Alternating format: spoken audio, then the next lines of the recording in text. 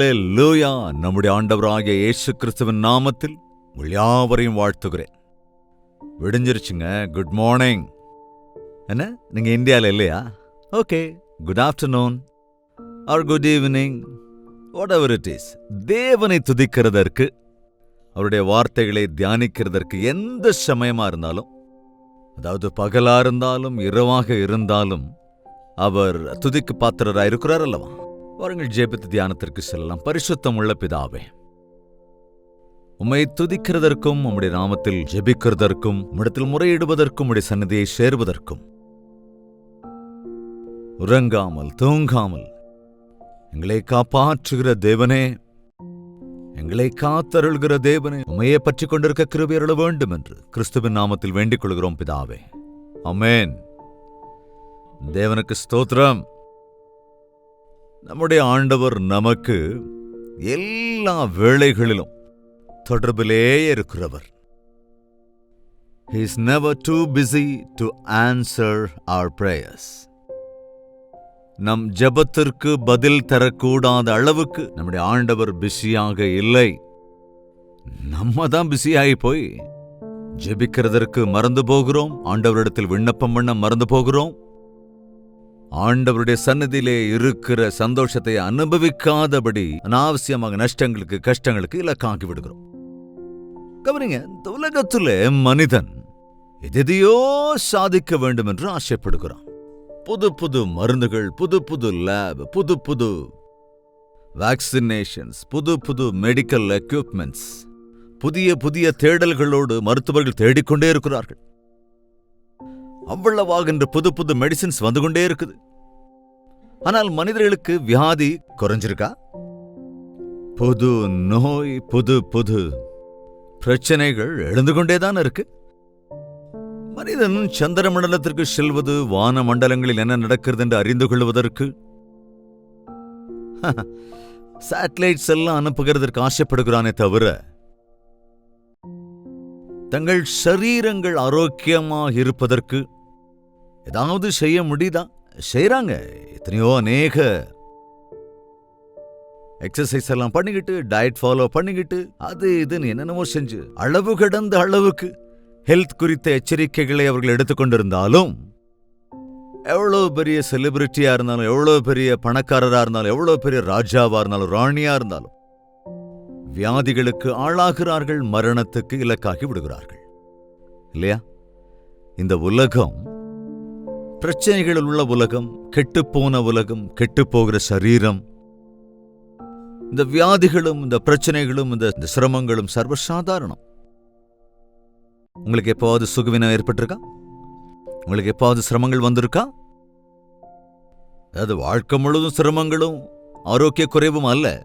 சொல்லப்போனா சந்தோஷங்கள் இருக்கிறது, மகிழ்ச்சியா இருக்கிற தருணங்கள் உண்டு. சரி, மகிழ்ச்சியா இருக்கும்போது என்ன செய்றீங்க? துக்கமா இருக்கும்போது என்ன செய்றீங்க?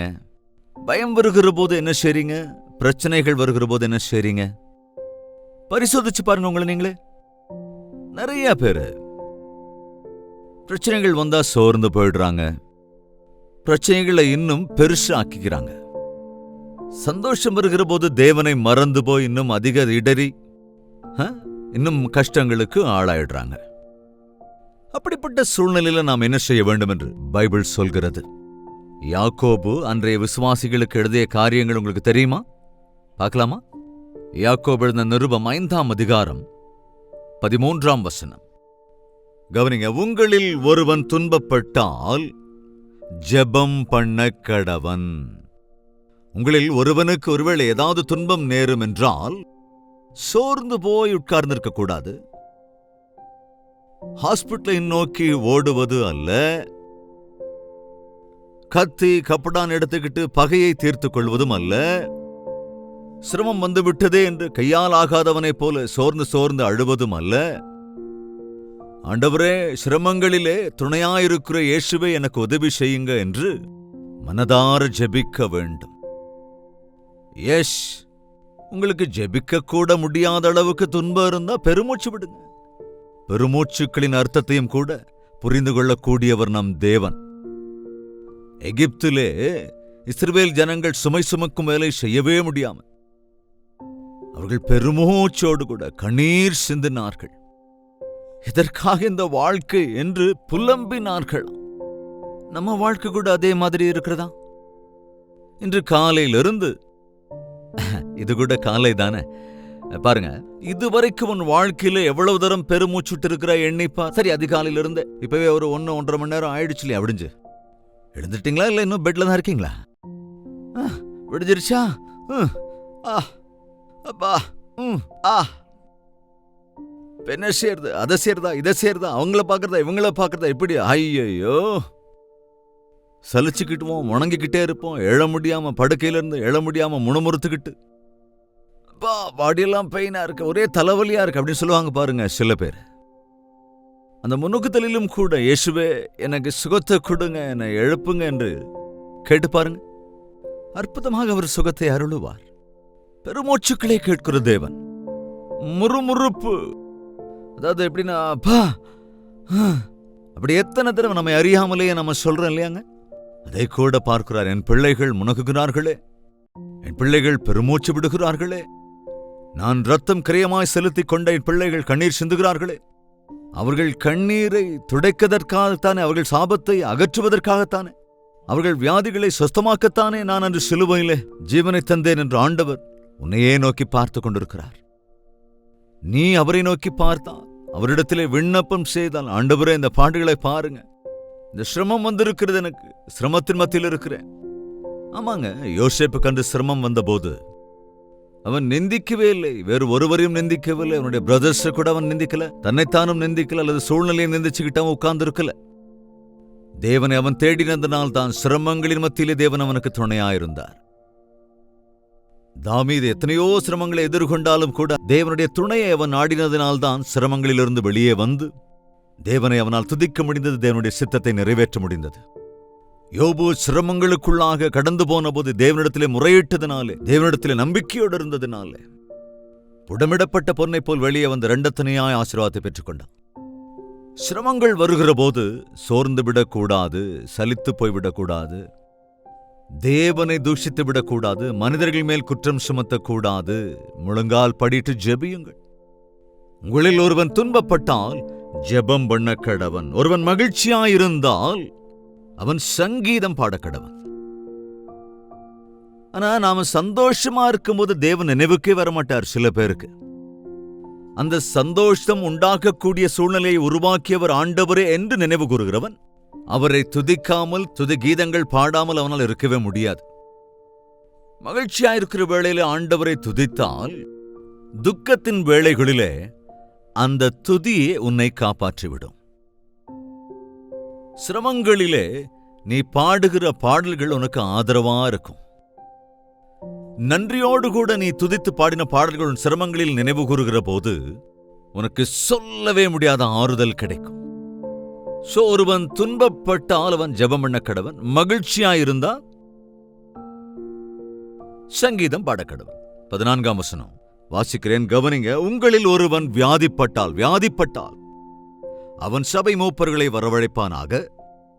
வரவழைப்பானாக, அவர்கள் கர்த்தருடைய நாமத்தினாலே அவனுக்கு எண்ணெய் பூசி அவனுக்காக ஜெபம் பண்ண கடவர்கள். உங்களில் யாருக்காவது வியாதி வந்திருக்கிறதா?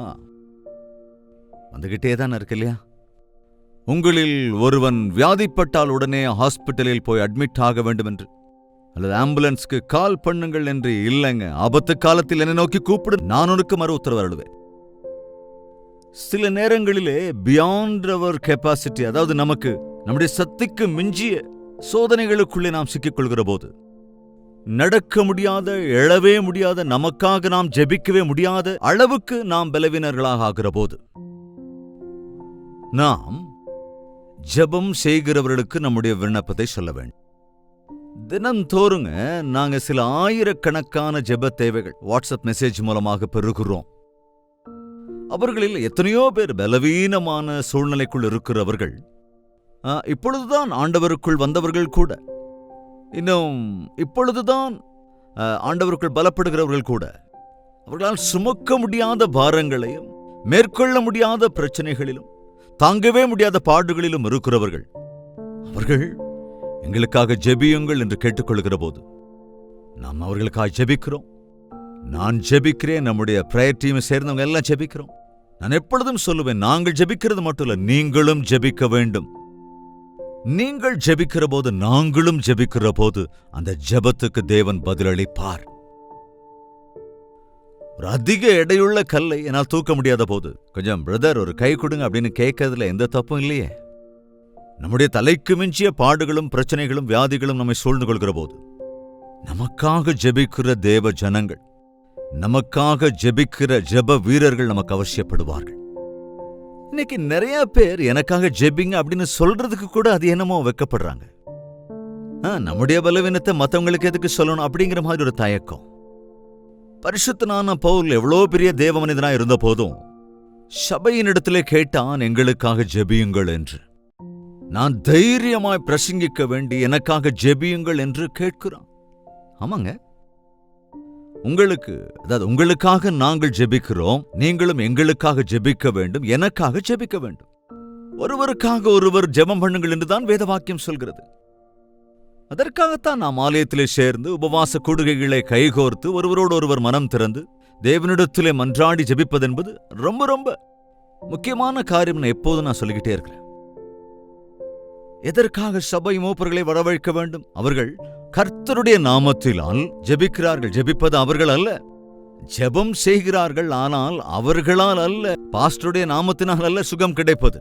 சிலர் சொல்லுவாங்க, பாஸ்டர் கிட்ட ஜெபிச்சதால சரியாயிடுச்சுன்னு. இல்ல இல்ல இல்ல இல்ல, பாஸ்டருடைய ஜெபமெல்லாம் எதுக்கும் உதவாதுங்க. பாஸ்டர் ஆண்டவர் நாமத்திலே செய்கிற ஜெபம், எண்ணெய் பூசி செய்கிற ஜெபம். எண்ணெயிலும் எந்த சக்தி இல்லைங்க. எண்ணெய் விசுவாசத்திற்கு அடையாளம், அவ்வளவுதான். ஒரு அடையாளமாக எண்ணெய் பூசி ஜெபிக்க வேண்டும் என்று இருக்கிறதே தவிர, அந்த எண்ணெயே கடவுள் என்பதை போல, அது ஏதோ மந்திரம் செய்த எண்ணெய் என்பதை போல எண்ணெய் பாட்டெல்லாம் எடுத்து வந்து ஜெபிங்க ஜெபிங்கன்னு சிலர் சொல்லுவாங்க.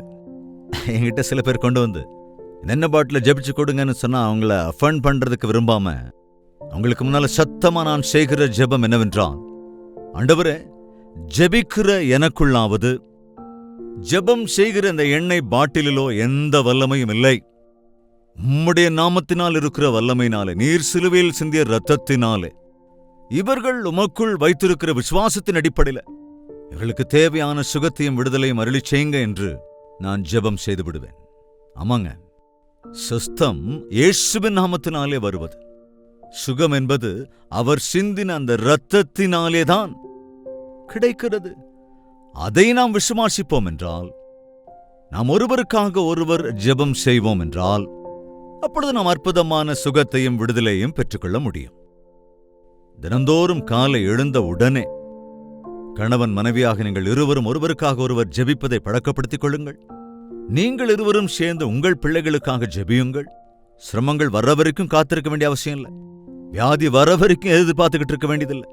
நீங்கள் தேவனிடத்தில் விண்ணப்பிக்கிறவர்களாயிருந்தால், ஒருவருக்காக ஒருவர் ஜெபிப்பீர்கள் என்றால், சுகம் என்பது உனக்கு சீக்கிரத்திலேயே கிடைக்கும்.